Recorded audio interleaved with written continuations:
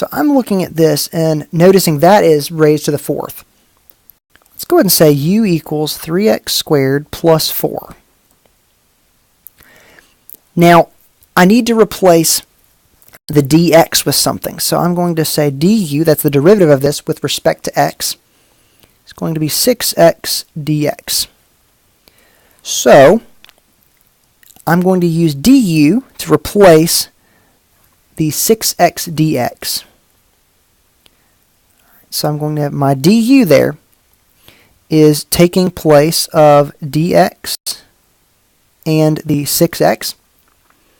And then I'm going to put down u to the fourth.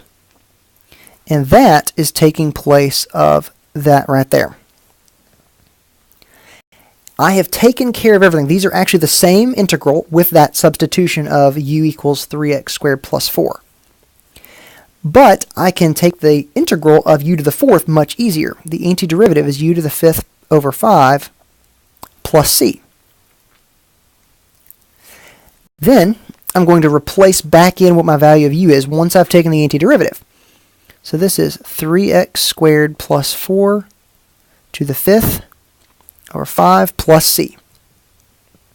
The idea is actually to make our lives quite a bit easier. So again, look for an inside function. This is really the chain rule in reverse, okay? But we're looking for the inside function still. Find an antiderivative of the integral of z square root of z squared minus 5. My inside function here, my choice of u is going to be z squared minus 5. Then that means du equals 2z dz. And I do want to write this up clearly so that someone else could follow it. Okay, now this is not exactly what we want, because what I would like to replace is a z dz, not a 2z dz. Alright, so that is true. Or I could say 1/2 du equals z dz. So going up here, that is going to be 1/2. There's the 1/2 factor. Put my du. And then that would be u to the 1/2. Taking the antiderivative, 3 over 2, and that would be 2/3. All right, plus c. Now I cannot forget my factor of 1/2 that was out there. So that is going to be 1/3. I'm going to go ahead and substitute back in my u. Z squared minus 5 to the 3/2 plus c.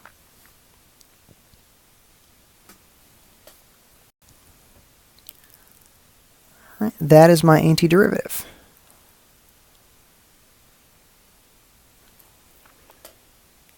Example 3. Find an antiderivative of sine t over cosine cubed t. Okay. My inside function here is going to be a cosine because I have that cosine cubed. Now we know that sine and cosine are derivatives of each other, disregarding a constant there. So it really might seem like you might want to choose sine. But we have to be careful because this cosine is cubed, so we want to choose it to be as our inside function. We want to choose that. Okay, then du equals sine t dt, which means my sine t dt is going to be absorbed by my du. That is 1 over u cubed. I'm going to go ahead and write that as u to the negative 3. All right, so the antiderivative of that would be negative 2.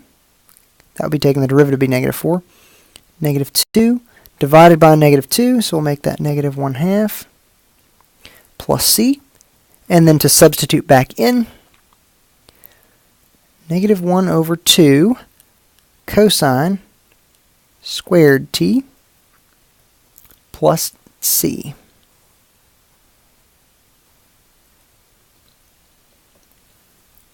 All right, example 4. Find an antiderivative of x divided by square root of x minus 1.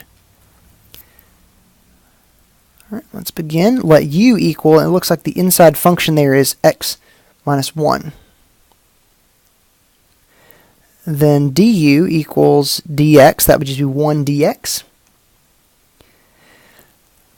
This leads to a small problem because we can't actually replace the x there. We have x dx, not just we can't just say x du because then we have x's and not u's. So what we're going to have to do, okay, we're going to say this, du equals dx and x equals u plus 1. And this is coming from that statement right there. So this can be written as the integral of u plus 1 over the square root of u du.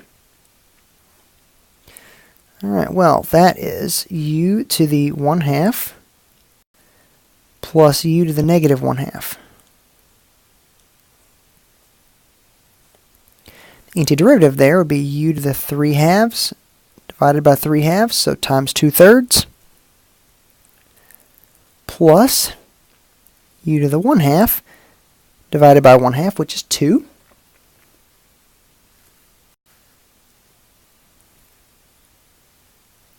Okay. Okay, good. Plus c. Now, evaluating that back for our value of u, which was x minus 1. X minus 1 to the 3/2 plus 2. X minus 1 to the 1/2 plus c.